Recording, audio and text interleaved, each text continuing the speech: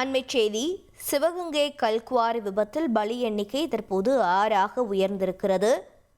சிங்கம்புணரி அருகே மல்லாக்கோட்டை கல்குவாரியில் பாறைகள் சரிந்ததில் பலியானோர் எண்ணிக்கை 6ஆக உயர்ந்திருக்கிறது. கல்குவாரியில் பாறைகள் சரிந்ததில் சம்பவ இடத்திலேயே 5 பேர் பலியானார்கள். தற்போது சிகிச்சையில் இருந்த ஒருவரும் உயிரிழந்திருக்கிறார்.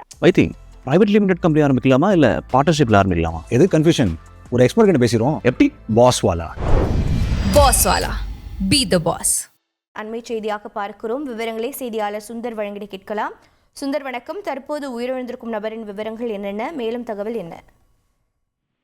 சிவகங்கை மாவட்டம் சிங்கமுனை அருகே பாத்தீங்கன்னா மல்லாக்கோட்டையில மேகா ப்ளூ மெட்டல் குவாரியில 400 அடி பள்ளத்துல வெடி வைப்பதற்காக கடந்த நேற்று முன்தினம் மே 21 துளையிட்ட போது பாறைகள் சரிந்ததுல 5 தொழிலாளர்கள் பலியானாங்க. இந்த நிலையில பாத்தீங்கன்னா தூத்துக்குடி மாவட்டம் எட்டயபுரத்தை சேர்ந்த மைக்கேல் என்ற தொழிலாளி படுகாயங்களுடன் மதுரை தனியார் மருத்துவமனையில சிகிச்சை பெற்று வந்தாரு. அவரு இன்னைக்கு சிகிச்சை பலனின்றி இன்று அதிகாலை 4:30 மணிக்கு உயிரிழந்திருக்காரு. இந்த சம்பவம் பாத்தீங்கன்னா 4 பேரோட உடல் மீட்கப்பட்ட நிலையில பொக்லை இயந்திரத்துடன் அஜித் உடல் பாறைக்குள்ள சிக்கி கொண்டதால் மீட்பதில் பெரிய சிக்கல் ஏற்பட்டுச்சு. இதையடுத்து நெல்லை மாவட்டம் ராதாபுரத்திலிருந்து தேசிய மீட்பு படையினர் 30 பேர் வரவழைக்கப்பட்டனர். இரவு நேரமானதால கைவிடப்பட்டு மீண்டும் நேற்று காலை ஆய்வாளர் கலையரசன் தலைமையில 30 பேர் கொண்ட குழு போராடி உடலை மீட்டாங்க.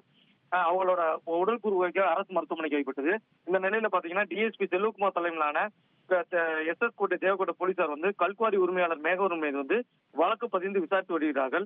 இதனிடையே சென்னையில் இருந்து வந்த மகேஷ் தட்லா தலைமையிலான சுரங்கத்துறை அதிகாரிகளும் கல்குவாரியில் விதிமுறைகள் குறித்து இருக்கிறதா என்பது குறித்து ஆய்வு செய்தனர். மேலும் பாத்தீங்கன்னா வருவாய்த்துறையிலிருந்து குறிக்கப்பட்டிருக்கிற சர்வேல தான் நடக்கிறது என்று ஆய்வு சொன்னாங்க. இந்த நிலையில பாத்தீங்கன்னா குவாரியில பலி எண்ணிக்கை 6ஆக உயர்ந்திருக்குது. அதாவது தனியார் மருத்துவத்தில் அனுமதிக்கப்பட்ட மைக்கேல் என்பவரும் இன்று அதிகாலை 4:30 மணிக்கு உயிரிழந்தது என்பது குறிப்பிடத்தக்கது. உங்களுடைய தகவல்களுக்கு நன்றி சுந்தர்.